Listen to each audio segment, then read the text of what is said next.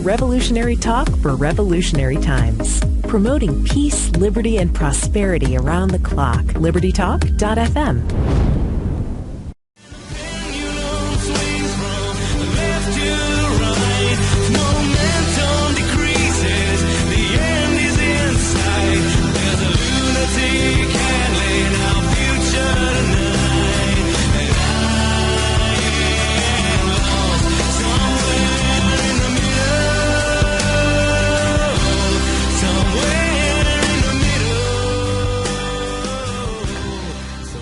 This is Robin Koerner for Blue Republican Radio. Thanks for being with me. This is the show for the Liberty Curious. Not long ago, I had the pleasure of speaking at the annual conference of the Republican Liberty Caucus up here in the great state of Washington.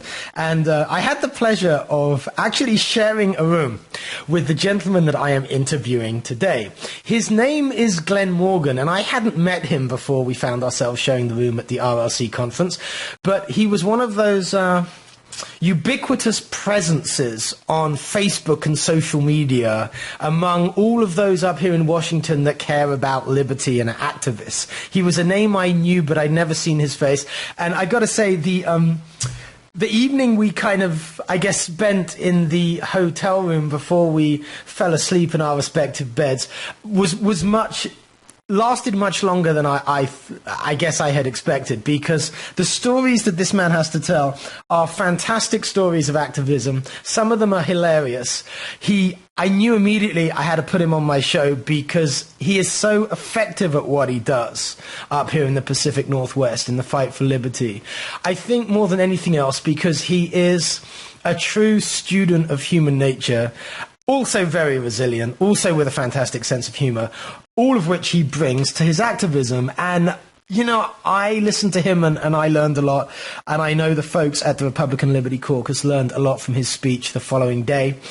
And I hope by putting him on this show, you can learn a lot too, you, my listeners. So with no further ado, let me welcome the founder of We the Governed, and I hope he's going to talk to you a little bit about that, and a former activist for the Freedom Foundation up here, as I say, in my neck of the woods up in Washington State. Glenn, welcome to the show. Robin, thank you so much for having me. Yeah, that was a fun time getting a chance to meet you and catch up and kind of see where our common interests lie at the Republican Liberty Caucus conference recently. Absolutely. And one thing I like about you and your whole approach is you're interested in winning, right? It's really simple. You want to win. It's like I say, you know, we got to win supporters, not arguments. You're winning on the ground. You're moving issues. You're moving the dial. You know, I do a lot of work more in the culture, you know, with my articles and stuff like that. And you do a lot of work. I mean, not you write great articles. You put great things, videos especially, out there to move the dial. But you get down and dirty in the political system. And you've learned a lot doing that. And as I said, you know, when I introduced you, I think there are a lot of little techniques that you have, I don't know if perfected is the right word, but certainly techniques that citizen activists could definitely use. So I hope in the next, you know, 3/4 of an hour or an hour we have here, you can impart some of this hard-won knowledge. You know, that's absolutely right. And I think it's one of those things where a lot of us are, you know, we call ourselves activists, and I had the unusual benefit of actually being a paid activist, effectively working for the Freedom Foundation. My official title at the time it changed a couple times, but basically I was the property rights director of the Freedom Foundation. I was also the grassroots coordinator and just did all kinds of activism on the ground and getting other people organized and confronting governments at all levels from local to state. And you certainly learn a lot in that process. And I think if there's one thing that I could tell people who are interested in being more effective activists, it's certainly just keeping your keeping your mind open for opportunities. Just be aware of the opportunities when they come your way. Don't get down or depressed when you don't win every battle. There's no way any of us can win every battle, but look for those opportunities when you can, and try to find ways that you can win more people to your side. There's no way that any of us can do it all on our own. And like you mentioned earlier, I'm not interested at all in being a martyr to our cause. I want to win. I want to win in the battle place of ideas, and I want to win in the battle place of practical politics when those ideas are implemented. And the only way we can do that is to be adaptable and willing to work with those who we may not agree with 100% of the time, but who we would agree with on the vast majority of issues, or certainly liberty and freedom-related issues that we're trying to fight for. Absolutely. Now, how did you get to care so much about the issues that you now devote so much time to? Just give us a bit of history, because then obviously I want to ask you exactly, how to actually tell us some specific stories. But just give us a little bit of context for you. Well, so when I was in college, I went to, even though I'm a fifth-generation Washingtonian, I went to school back in New York City at Columbia University. Mm-hmm. And anybody who might be hearing this broadcast and has any idea about that university, it's very socialist-friendly and libertarian hostile. So, and I went to school there back in the early 90s. And I don't think I went to college thinking I was ever going to be a political activist or really even thinking much about politics. But as sometimes occurs, you find yourself being confronted by people who are trying to shove their ideology down your throat, and they certainly don't want to listen to you at all. In fact, I think the first time there were socialists doing some kind of an event on campus, and it was just obnoxious, and they said they wanted to open up their mic for anybody to come up and speak, and I said, well, then I'll come up and speak. And, of course, they refused to let me come up there because they said, in their terminology, was that I was not in solidarity with their movement. Right. And so, it started from there, and I tried to start a libertarian group on campus, but they had created such a barrier to starting new campus groups that I figured, well, if you can't start a new one because there's so many obstacles in the way, then let's just take over one that exists. And the easiest one to take over was the College Republicans, since there were only a couple students on campus who admitted to being in that organization. So we took that over, and that was really my first experience with activism. And I was a pretty aggressive activist in college for many years there at Columbia. And I think I did the thing that many people do coming out of college, even if they are activists. I came home and tried to get a hold of the Republican Party at the time, and even though I had lots of conflicts with them frequently, I figured that I'd come back home to my home state, and maybe the Republican Party back in Washington would be different.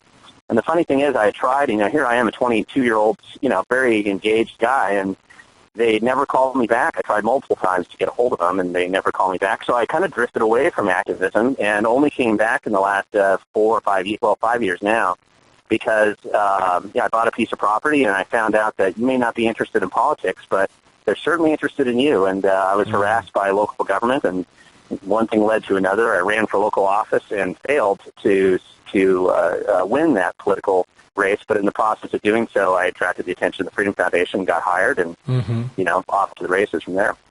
Now, why is it that you are such a ubiquitous name as an activist up here in the Pacific Northwest? I mean, you really do have quite a standing. So how did you get that? I think a lot of that comes from just being willing to absolutely be relentless going after the other side and helping our side. And when I say sides, I just mean that you have to go out there and confront the other side. You have to try to be effective in that confrontation and try to make a difference for those people. And you have to try to inspire others to join with you. And I don't think there's anything particularly special about Glen Morgan doing this, but it's just, I just happen to be one of those people who's willing to go out there and be relentless. And I've got a nice junker car that I can drive all over the state, and I have done so. I'm willing to go and help any group of activists out there and help them be more effective where they're at. And I think just that process of meeting so many people and providing value, or as much value as I could, and helping them get going, not trying to do it all myself, but helping them get off the ground. I think that's what you just become known, I think, when you do that a lot.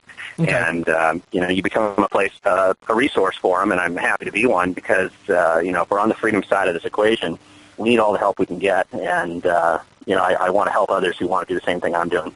Yeah, I love it. Now, we've only got a couple of minutes, not even left in this segment, but one thing I really liked, you have this little encapsulation of your approach to activism against the state, against big government. And it's 3 stages, with each stage is a word. Now, just to set up the rest of this show, what is the Glen Morgan activism paradigm? So my approach to activism comes down to three different issues. Number one is infiltration.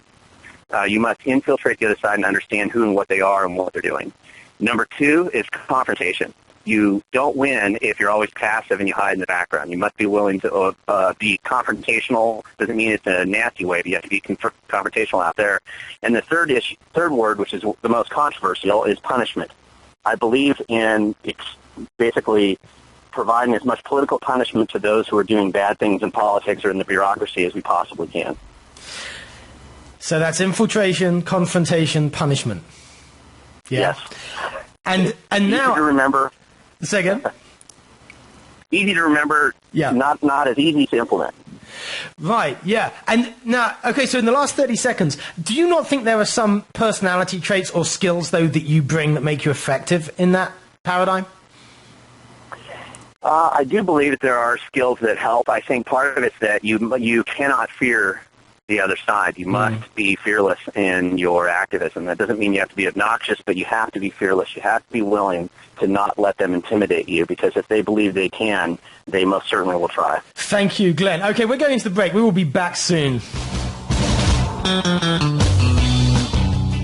You're listening to Blue Republican Radio with Robin Koerner, interviewing Glen Morgan, activist extraordinaire up here in the Pacific Northwest. Glenn, I remember you told me a story about, well, let's say an approach that was made to you to bring you over to the dark side. A rather, on the one hand, you might say clever. On the other hand, you might say simple and obvious attempt to neutralize you.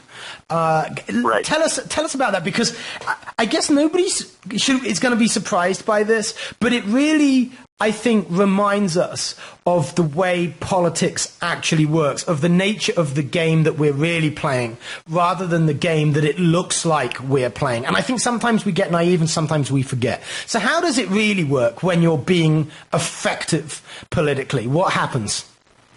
Well, the story was basically I had been hired by the Freedom Foundation, and I was fully engaging and organizing hundreds of people to show up at town halls. I was traveling all around our local county here. I was doing organizing activist parades where we would enter floats into local community parades with, presenting our message about how government was harming people locally or whatever the issue was.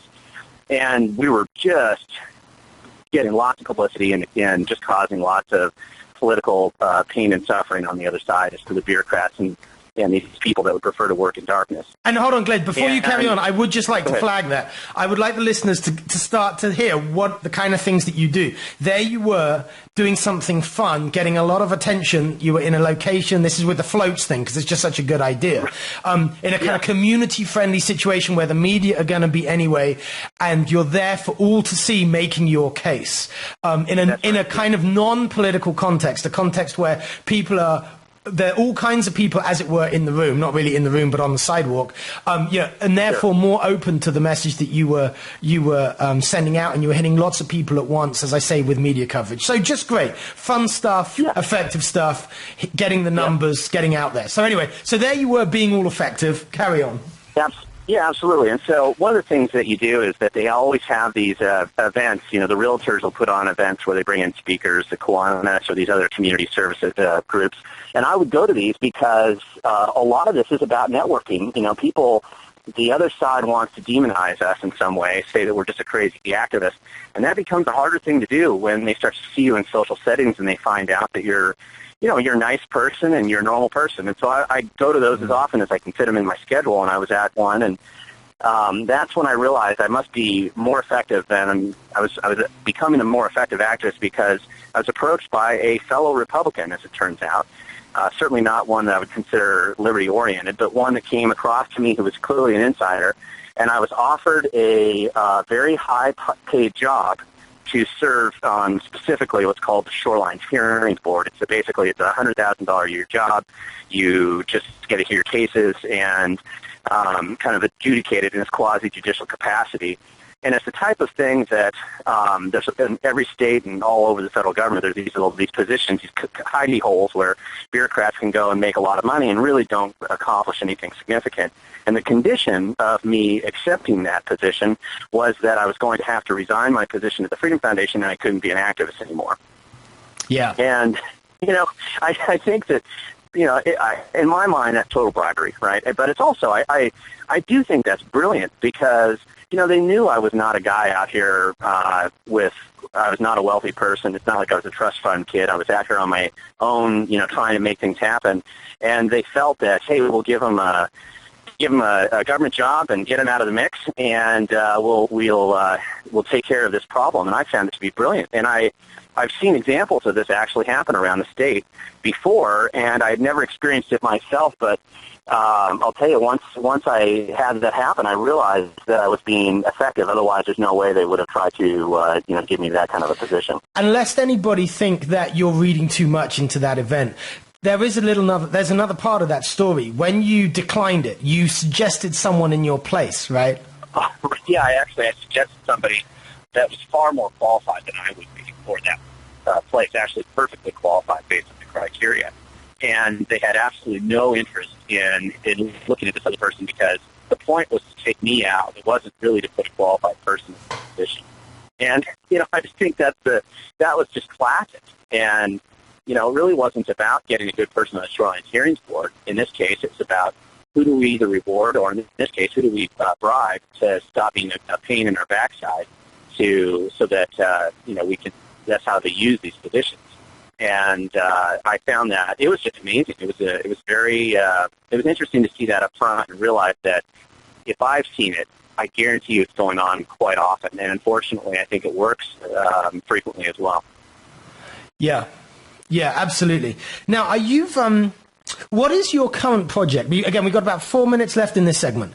Sure, okay. What are you working on now? Because when you were at the RLC, you were there ready to talk about what you want to do. And I know what you want to do now is rooted in some of the things that you found out from, your former activism. So where are you taking things right now? Yeah, absolutely. Yeah, you were what I showed at the RLC and what I kind of mentioned, what I demonstrated there, and then in some ways that's my first presentation of this idea, which was the We the Govern I formed. It's just very, very just getting off the ground here. Okay, let me just say that again. Hold on, Glenn.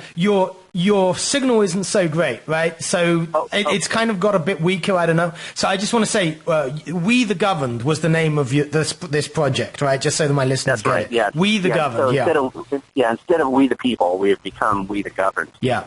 And that's the name of the project. And my idea on this was that, and it comes out of my experience at the Freedom Foundation, knowing that one of the most effective things I was able to do when I worked there were video projects, the power of video, telling people's personal stories about how they're harmed by government or how they can make a difference in their communities. And these were some of the most powerful tools that I ever used as an activist when I worked at the Freedom Foundation. And I felt that with me not working there anymore and with them choosing to go down a different path, that I wanted to continue that process of setting up a mechanism where our side could start producing high-quality, short YouTube videos, mainly oriented towards the YouTube sort of market, 3-minute videos that communicate the messages and ideas that we have on our side, but in different ways. So you would tell personal stories so that people connect with what's happening out there in the communities. You would tell stories of corruption that you've uncovered with whistleblowers from state agencies, for example, using satire to illustrate the absurdity of what's going on in many situations. And also the other type of story would be stories that are about other activists doing great things so that they encourage people to get more involved. And that's the focus, and that's where I'd like to go. And it's going to be, I don't think it's as easy as people sometimes think, but I think we can do it, and I've had some experience doing it in the past. Now, you had some pretty good success stories, too, about those videos. I know you were saying that you put videos up that have resulted in government officials getting fired very fast, in elected officials begging you to take those videos down. You've affected electoral races. With a minute left or so, just start to tell us a bit about that. It is the only thing I have ever done that has caused elected officials to call me within days and beg me to take the videos down, or try to find some way of convincing me to take these videos down. And in several instances, we've got bureaucrats fired just for exposing how corrupt they were, how dishonest or bad behavior. It's the only thing I've ever done that's had a judgment vacated, where in the city of Seattle actually had an egregious judgment. They didn't have to take it away, but they actually backed out and abandoned their judgment rather than harass this guy any further. Those are powerful results. Yeah. For the energy and the time that you put into it. Now, but this presumably means that you had access to certain information that you were doing the video about. Now, I know you're quite good at getting access to information that the powers that be, corrupt officials, don't want us to see, right? Now, did those videos hinge strongly on your doing that? Sometimes they do, and some of the videos, in fact, when we go into the next segment here, let's talk about what it takes to find whistleblowers and to dig information out that the government absolutely doesn't want you to find. I love it. Okay, and good timing, Glenn. We are going into the break now, and we will be back shortly. Robin Koerner and Glenn Morgan. Thank you. Hey, y'all, Scott here. So you made a little bit of money in this horrid economy only to find that the Fed has more or less outlawed saving. So into the treacherous waters of the stock market bubble you go. But how to make a little money without too much risk of losing it all? Check out wallstreetwindow.com. Mike Swanson is a successful former hedge fund manager who opens a very real window into his main account, updating his subscribers on the facts of and the reasoning behind all his market moves. Follow along on paper or with real money and see what happens at wallstreetwindow.com. Affordable health insurance was the promise of Obamacare. But for many, the government mandate caused more problems than it solved. This is Dr. Elena George from Medicine on Call, and I want to tell you about a truly affordable alternative allowed under Obamacare, Liberty HealthShare. Liberty HealthShare bypasses doctor and hospital panels, giving you the freedom to choose. And with a maximum of $500 out of pocket per person and 100% coverage up to $1 million per year per occurrence, you can rest assured knowing you and your family are protected. Coverage starts as low as $107 per month and also includes dental, vision, pharmacy, and holistic care. Liberty HealthShare puts you back in charge of your health. Visit them online at libertyoncall.org. Again, for a true affordable alternative to Obamacare, visit libertyoncall.org or call toll-free 1-800-714-6993 today.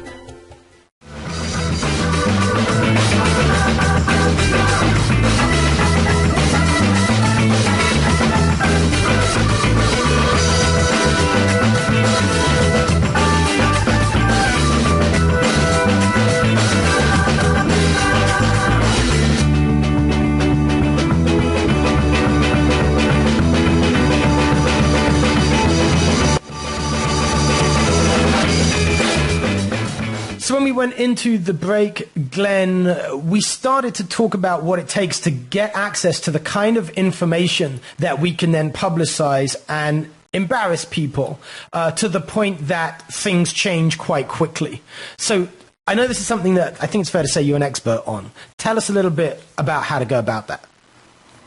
So a lot of this hinges on getting whistleblowers who currently work in the government or in some way they're involved directly, getting them to provide you with information that may not be readily accessible. And this was something I started to do pretty aggressively when I was at the Freedom Foundation, and I found got a lot of benefit from that. Now, you can file records requests. At the federal level, it's called the Freedom of Information Act. At our state level, it's called the Public Records Act. And I'm quite familiar. I do all kinds of records requests that way all the time. But sometimes what I find is that the governments find ways of hiding records or putting them in places that are difficult to find. And, you know, if you go back to my rules of activism, infiltration is the first one. And we all recognize, at least on our side, that big government is a big part of our problem. And we need to understand it and infiltrate it. We can't just sit back and watch it steamroll over us. We have to go in there and uncover corruption. And I have to tell you, my experience has been that it is chock full of corruption and incompetence everywhere you go. But it's very hard to expose that in a way that people would understand unless you have insiders who are willing to talk about what they see, what they know, and they're willing to provide you documentation about what's going on. And what I found is that if you I just took an aggressive approach to trying to recruit these whistleblowers, and they have various reasons as to why they come forward. I can tell you that working for government tends to not be a great place for morale. A lot of employees that work there are demoralized or disappointed.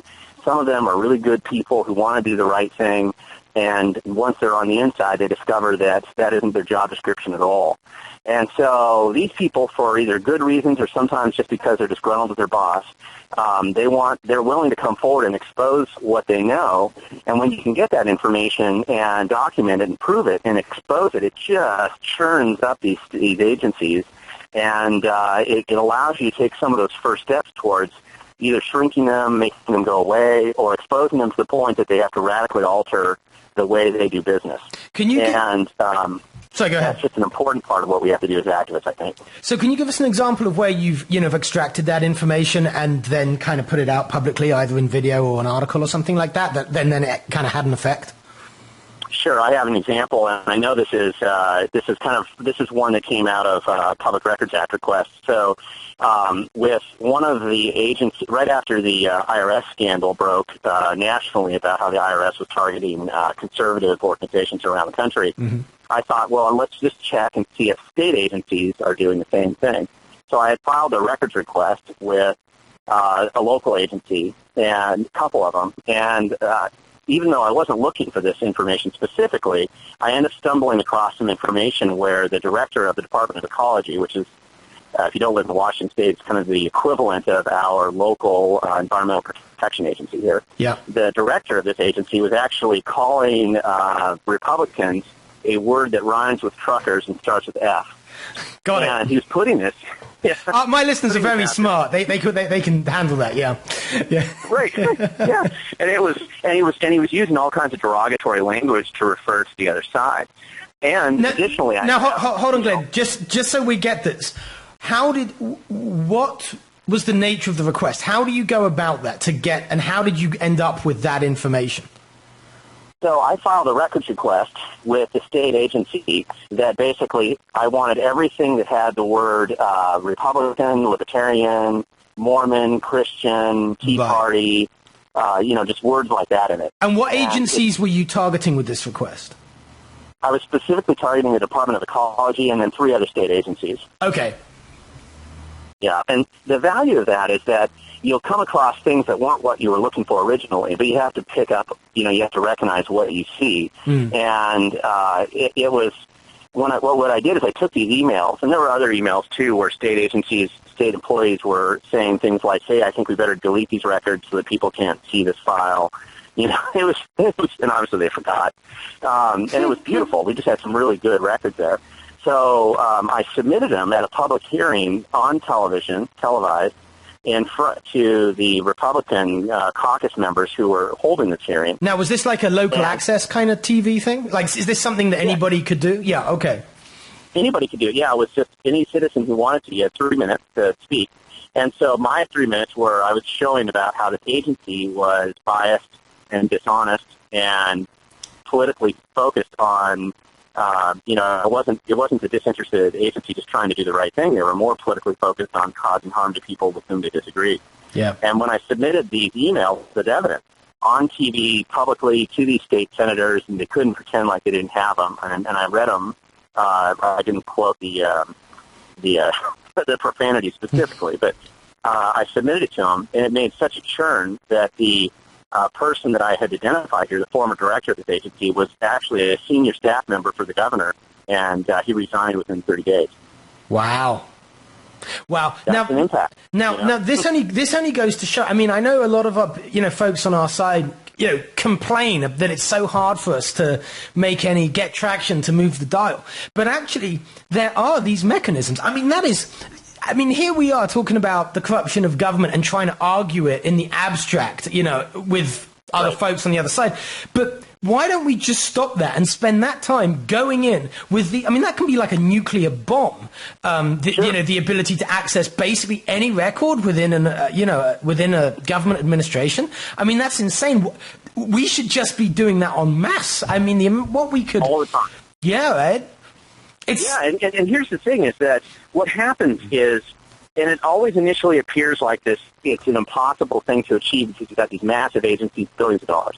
But what happens is, once you start to do this, what you will find, and as I have discovered, that other whistleblowers, other people who work in those agencies, they just want to put their head down and kind of go through the day. They suddenly realize there's somebody out there who's fearless enough to expose the corruption that they see around them every day, who won't expose who they are, who will do it, who'll get the information anonymously, and who will go out and actually make a difference with it. Now suddenly you become the person that they want to get information to.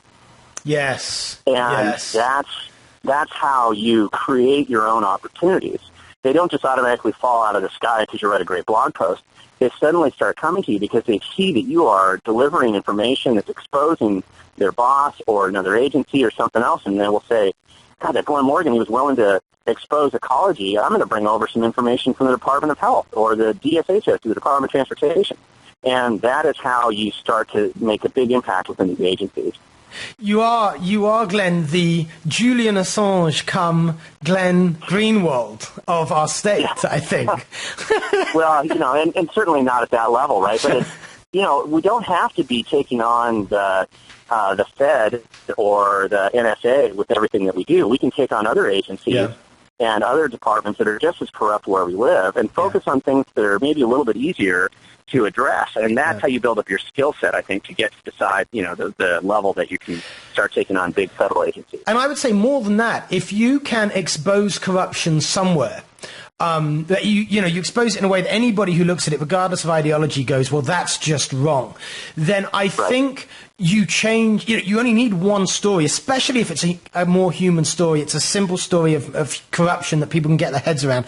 You're planting seeds of doubt about the mechanism of government control and government as the answer to all of our social and economic problems. I think you plant that among people across the political spectrum in a way that a philosophical argument just is never going to do.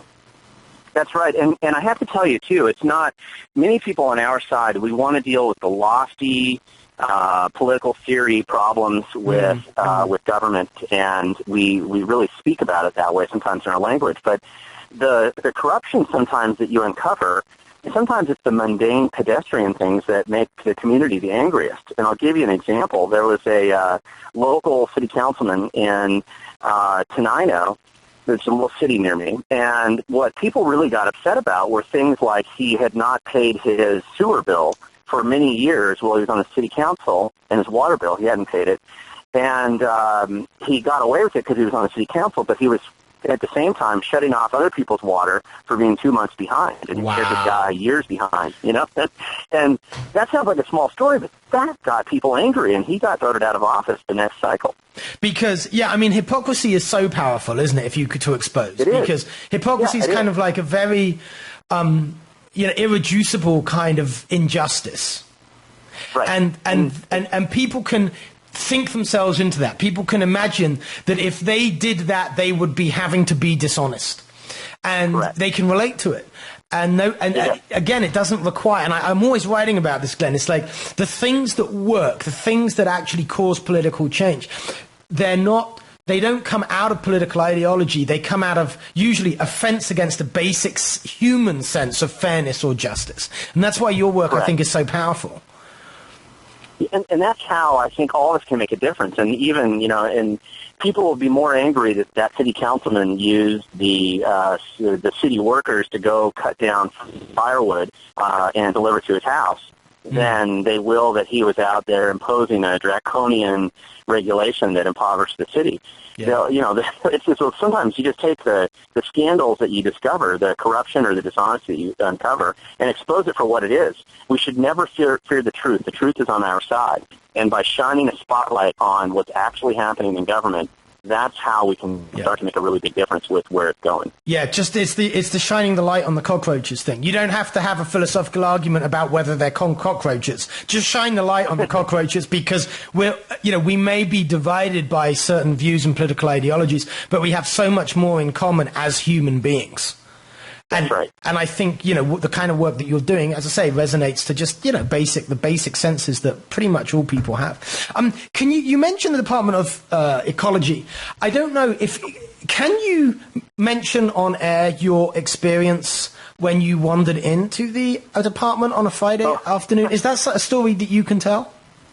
Yeah, absolutely. And, and I want to say this, I think it's funny, and I do this on a not infrequent basis, but you will find that a lot of government entities, employees that work there, try to find some way to not be there on Friday. That gives them an extra, that way they only have to work 4 days a week. And near me, there's the Department of Your Ecology. tax dollars not at work, basically. Not at work. And sometimes, for those of us who are concerned about the great harm some of these agencies do, I'd rather have them not working. Well, but, so on Friday, sometimes I wander into the Department of Ecology, which is not too far from where I live, if I happen to be in the area, and I'll pull in there, and there's nobody there. The place is empty, and you can wander all over the place, and as I have before. And one of the things that I find, and this is a thing to remember about what motivates government workers or bureaucracies versus what might motivate you and I. And the one thing to remember about bureaucracy is it exists solely and exclusively with the highest priority to perpetuate itself. Mm-hmm. That is what it's going to protect more than anything else. And functionally, that means that their highest priority is growing and expanding and protecting their budget. They want more and more money, and they want to find more excuses and ways to get more of it. Forget about what they're actually doing. They just want to do that. So the one thing to show you as an example of that, when you're at the Department of Ecology, anybody who happens to be in Washington State could go see this. There's a chart in their lobby that they have downstairs if you're cooling your heels waiting for your friendly ecology employee to come down and see it. They don't have a chart up there showing how much cleaner the air is in Washington. They don't have a chart that shows how much cleaner the water is or how much less sewage is being dumped into Puget Sound. The chart tracks the only two things they care about. Number one is how many employees they have at that department, how much they've grown over the years. And number two is how many regulations they've been able to convince the state legislature to pass in order to justify growing those budgets and therefore the employees that they have. And I just think, I'm sure not what they were thinking, but I think it's a classic way of just exposing what the priority of government is. And, they've done for us. Hold on, I just lost you there. Say that last sentence again. Your signal went bad, Glenn. Yeah, if you see, governments will show what their priorities are if you'll just listen to what they say. Yeah. And I think that chart was a great illustration of it. It truly is. I mean, it's, I think, just as an image, I mean, that's an image that we should be pushing out. Again, we do the philosophical arguments, but sometimes just an image says so much more, right? Yeah, it does, yeah. Wow. Well, we've got just a couple of minutes left in this long segment of the show. Are there any other stories that you can share? Things that you've been doing recently that just made you think, wow? Well, I'll tell you the story because it's a randomly odd one, and it's the strangest thing I've ever been involved in, and I think Robin, that there's been a lot of strange situations I've been involved in, but I'll share it for the amusement of your listeners. But I had uncovered a situation a while ago where a local kind of a cult leader named J.Z. Knight was donating a lot of money to the Democrat Party. And I hadn't really thought so much about it. Listen, we're in a free country, and a free country means you can have all kinds of oddball groups and organizations out there and religions and whatever you want. That's what being free is all about. But what had happened is I had just was trying to teach people how to use the Public Disclosure Commission documents, which show you how you can do research into who's donated what money to which politicians. And I had written about the fact that she had donated a bunch of money to Democrat politicians, not really making a judgment about it. And I was approached by some whistleblowers. In this case, they weren't government whistleblowers, but they were people who attended this or had attended this organization, I guess. And they gave me videos about these just hateful, racist, terrible things that this gal, J.Z. Knight, would say to her followers at some of her kind of drunken, long events where they'd be drinking lots of alcohol. And keep in mind, this is a person who claims to channel a 35,000-year-old Lemurian warrior named Ramtha, who travels through space and time and speaks through her about prophecies about the invasion of the lizard people or whatever. Hold on, Glenn. This is a wonderful setup for the end of the story, but we're going into the break. So in the last 2.5 minutes, you're going to tell us how this ends. Hold tight. Hold tight. So we're in the middle of a great little story about a cult leader who donates to the Democratic Party. In the last segment, just finish the story, Glenn. Let's hear it. Well, basically, I released these videos to the public. So these videos of her with this hateful speech, anti-Semitic, racist, hateful speech. Yeah, hateful, racist speeches. The first one was about Catholics. The second one was about Jews. The third one was about Mexicans. And then the fourth one was about organic farmers. And that appeared to be the bridge too far for the Democrat Party, because once we released the fourth video, they decided to give back all $200,000 or so of the money that had been donated to them, or they donated it to other charities. And so the whole thing turned into a political circus, just by exposing the truth. And not to keep that story too long, but I also got sued in federal court for copyright violation for exposing this. And she was claiming copyright on the videos of her own racism. The hate speech videos. But in the end, listen, I'm still here. I prevailed. She went away, and the point was you expose the truth wherever it may be and however strange it may be, and can make a difference. Yeah, so stop making arguments about cockroaches, shine the light on them. That is what this is all about, isn't it? Okay, so we've just... So Glenn, just to wrap up now, we've got a minute to go. Do you want to give us information about where people can find your We the Governed project? Have you got a site up yet? I don't. It's just in the process. Possibly by the time the segment airs, I'll have some video samples up. But you can see some of the stuff I've done in the past. If you go to YouTube, just type in Tales of Tyranny. Tales of Tyranny. Tales of Tyranny. Yep. Yeah. Tales of Tyranny. You'll see a bunch of examples there.